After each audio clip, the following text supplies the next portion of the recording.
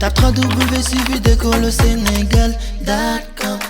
À école au Sénégal, c'est facile, tu n'as qu'à te connecter. Tape école au Sénégal, les leçons sont beaucoup plus détaillées. Voilà, aujourd'hui, nous allons essayer de travailler avec les élèves de la classe de terminale pour pouvoir préparer les examens. Nous allons travailler sur l'approche méthodique et pratique de la dissertation littéraire, qui est un exercice littéraire qu'on a l'habitude de donner aux élèves de terminale. Et avant de voir les genres littéraires comme la poésie, le roman et le théâtre, nous allons travailler sur la méthodologie de la dissertation littéraire. Donc, approche méthodique et pratique de la dissertation littéraire. Donc, la dissertation, comme tout exercice littéraire, à l'image du résumé ou du commentaire, la dissertation obéit à un certain nombre de règles. Et cette méthodologie-là, nous allons la voir tout à l'heure. Mais il faut essayer véritablement qu'on puisse définir ce que c'est que la dissertation. On essaie véritablement de définir cet exercice-là. Donc, en grand temps, nous allons voir la définition de l'exercice littéraire qu'on appelle la dissertation. La dissertation, avant tout, c'est un exercice argumentatif à travers lequel on pose une question d'ordre littéraire ou d'ordre général, accompagnée d'une consigne claire et précise. Cette dissertation-là, après l'avoir définie en disant que c'est un exercice argumentatif à travers lequel on pose une question, la question elle est posée et elle peut être d'ordre littéraire comme elle peut être d'ordre général, c'est-à-dire elle peut avoir une portée générale et elle est suivie d'une consigne. Donc c'est ça en réalité la dissertation. Mais cette dissertation-là, comme tout exercice littéraire, comme le commentaire je l'ai dit tout à l'heure et le résumé, la dissertation obéit à un certain raisonnement, obéit à une certaine méthodologie. Et cette méthodologie-là, du fait qu'elle répond à un certain nombre de méthodologies et de critères, cette dissertation-là, cet exercice-là est composé de 3 niveaux. Donc nous allons voir les 3 étapes de la dissertation littéraire, les différents niveaux de la dissertation littéraire. Les différents niveaux de la dissertation littéraire.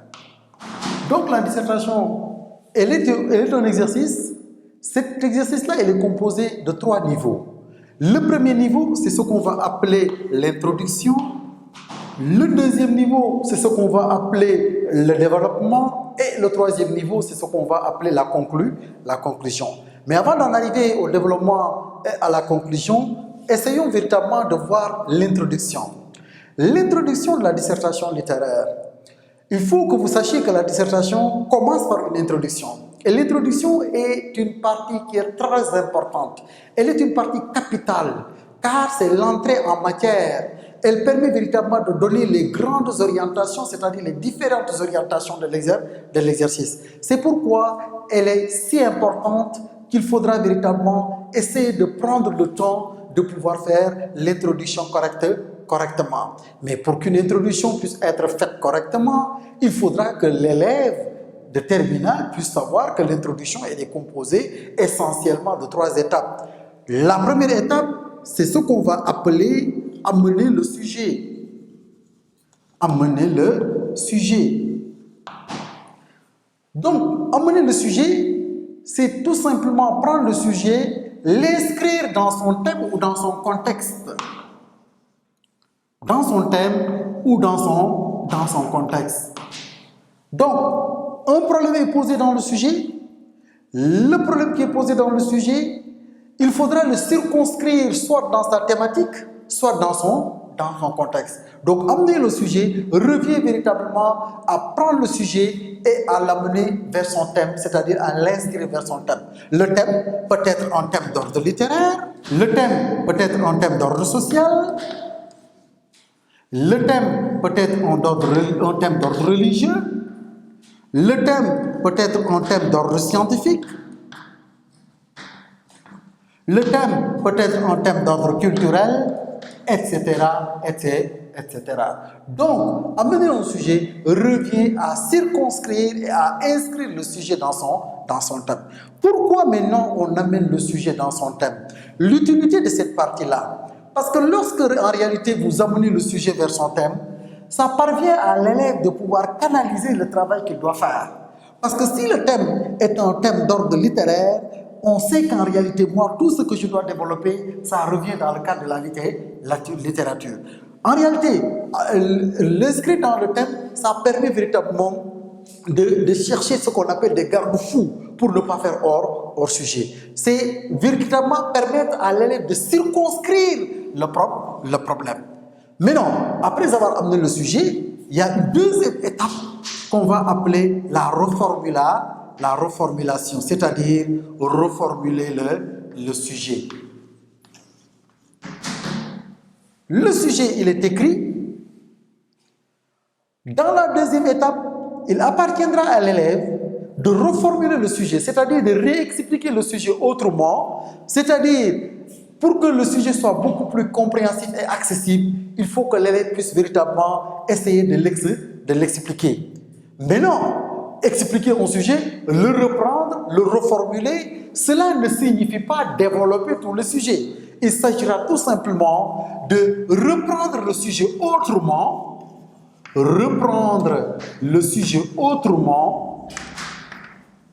avec son propre vocabulaire.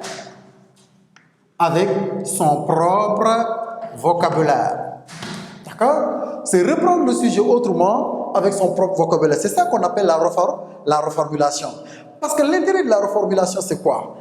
C'est dans cette étape-là, en reformulant, que le correcteur pourra savoir si l'élève a réellement compris le sujet ou bien ne l'a pas compris réellement. Parce que si on ne comprend pas un sujet, on ne pourra pas le reformuler. C'est la raison pour laquelle ici, il ne s'agira pas, non pas de poser le problème comme le font beaucoup d'élèves, c'est-à-dire, comme le dit l'auteur, 2 points, on ouvre les guillemets, on écrit le sujet. Ça, c'est des choses très basiques que tout le monde peut faire. Ici, il s'agira de reformuler le sujet, c'est-à-dire de reprendre le sujet autrement, avec son propre vocabulaire, pour pouvoir comprendre, ou faire comprendre au correcteur qu'on a compris le sujet. Mais, ce qu'il faudra éviter, notamment dans cette partie-là, c'est que dans cette partie-là, il faudra se limiter seulement à la reformulation du sujet, en 1 ou 2 phrases seulement. C'est pourquoi il ne faut pas ici trop développer ou entrer dans des détails.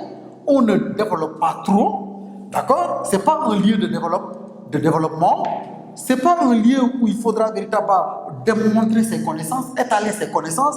On n'étale pas des connaissances, on ne développe pas trop. Il suffit tout simplement de prendre le sujet qui est écrit au tableau et de le reprendre avec son propre vocabulaire pour montrer au correcteur que vous avez compris votre sujet. Donc, et c'est la raison pour laquelle, c'est dans cette partie-là, il faudra 2 choses. Il faudra que l'élève soit précis. La précision, c'est quoi? C'est que on m'a donné un sujet, le sujet doit pouvoir le reformuler avec mon propre vocabulaire et tout en étant précis, c'est-à-dire tout en étant fidèle. La fidélité, tout en étant fidèle à la pensée de l'auteur, tout en étant fidèle au point de vue de l'auteur, tout en étant fidèle véritablement à l'opinion de l'auteur. Donc la fidélité ici, elle est très importante parce que dans le cadre de la reformulation, il ne faudra pas faire dire l'auteur ce qu'il n'a pas dit. D'accord? Il ne faudra pas lui faire dire ce qu'il n'a pas dit. Il faudra véritablement se limiter à la pensée de l'auteur, se limiter à l'opinion de l'auteur, au point de vue de l'auteur, mais le reprendre avec son propre vocabulaire. Et c'est ça qu'on appelle la précision et la fidélité. Mais la concision également, il faudra être concis, c'est-à-dire ne pas sortir en dehors du sujet pour raconter autre chose. Donc, 2 éléments fondamentaux qu'il faudra prendre en charge dans le cadre de la reformulation, c'est que quand je reformule, je dois être précis. Quand je reformule, je dois être fidèle par rapport à la pensée de l'auteur, par rapport à son point de vue, mais également je dois être concis, c'est-à-dire me limiter par rapport à cette pensée-là seulement. Maintenant, il y a la 3e étape qu'on va appeler annoncer le plan. Mais le plan, pour l'annoncer, il faudra avoir la consigne. Parce qu'un sujet, quand on vous le donne, toujours il y a une consigne. C'est à partir de la consigne qu'on pourra véritablement identifier le type de plan qu'on aura. Je donne un exemple. J'illustre ça à travers un exemple. Lorsque je dis Aimé Césaire, dans Cahier d'un retour au pays natal, affirme, 2 points, on ouvre les guillemets, ma bouche sera la bouche des malheurs qui n'ont point de bouche, virgule, ma voix, la liberté de celle qui s'affaisse au cachot du désespoir. D'accord? Là, la consigne, on peut vous dire montrer ou démontrer ou expliquer ce point de vue de l'auteur, d'accord, en vous fondant sur des exemples précis, d'accord, tirés de votre lecture, hein, bien évidemment. Donc là, on vous dit expliquer ce point de vue de l'auteur en vous fondant sur des exemples précis. Là, la consigne, elle est claire.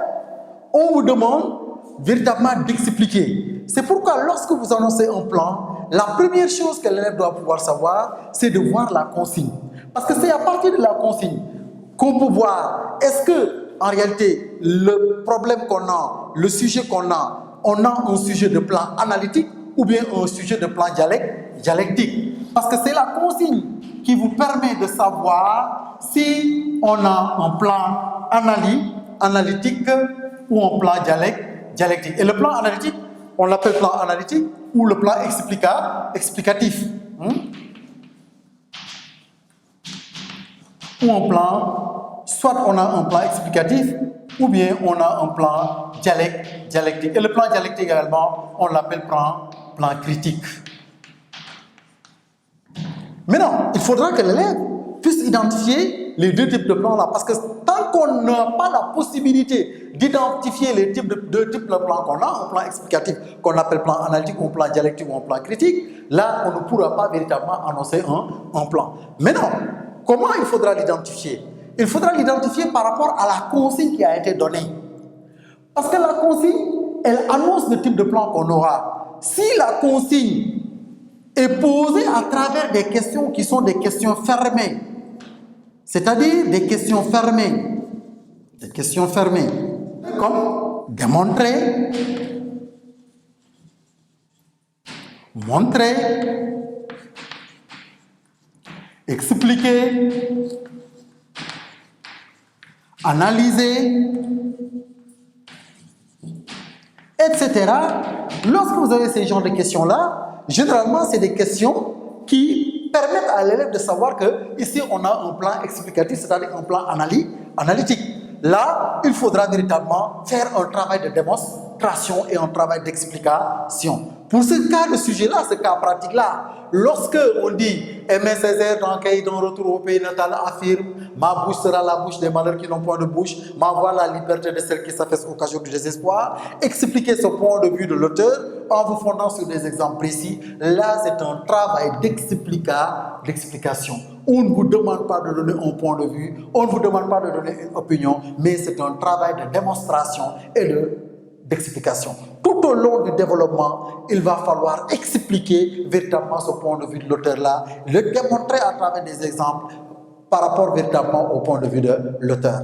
Donc, c'est pourquoi lorsque vous avez ces genres de questions-là, démontrer, montrer, expliquer, analyser, là vous avez un plan de type analytique, c'est-à-dire un plan de type explicatif. Maintenant, on peut avoir d'autres questions. La consigne, au lieu que ça soit on vous dit expliquer, on peut vous dire êtes-vous d'avis?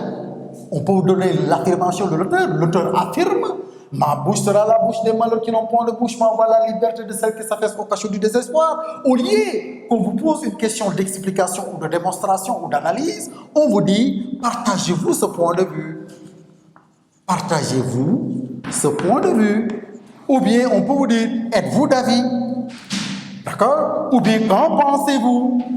Ou bien que vous inspire cette affirmation-là. Donc à chaque fois que la consigne pose une question qui est ouverte, c'est ce qu'on appelle les questions ouvertes. Ici on a des questions fermées, d'accord? Là on a des questions ouvertes, comme qu'en pensez-vous? D'accord? Qu'en pensez-vous? Êtes-vous d'accord?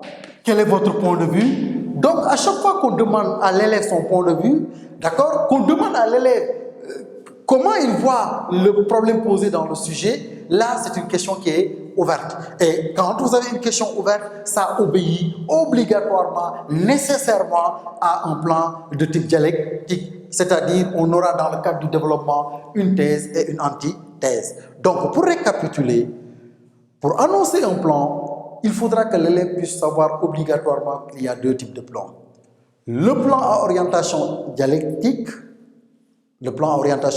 qu'on appelle plan critique, le plan analytique ou explicatif. Maintenant, pour pouvoir les identifier, il faudra véritablement voir la consigne qui est donnée. Si la consigne est une question qui est fermée, comme je les ai énumérés tout à l'heure, démontrer, montrer, expliquer, analyser, là, sachez que c'est un plan de type analytique, c'est-à-dire un plan de type explicatif. Tout au long de votre développement, vous allez expliquer. Mais lorsque, dans le cadre de la consigne, on pose une question qui est ouverte, qui demande l'avis de l'élève, qui demande l'opinion de l'élève, à partir de ce moment, c'est un sujet à orientation dialectique. Et ces questions ouvertes-là, on en a beaucoup. Partagez-vous ce point de vue, êtes-vous d'avis, êtes-vous d'accord, qu'en pensez-vous, que vous inspire cette affirmation-là. Là, à partir de ce moment, le développement, vous aurez une thèse, une antithèse et une synthèse. Donc voilà en fait ce qu'il fallait retenir dans le cadre du premier niveau de la dissertation littéraire, c'est-à-dire l'introduction avec ces trois étapes. Tape www.suividecolosénégal.com. À école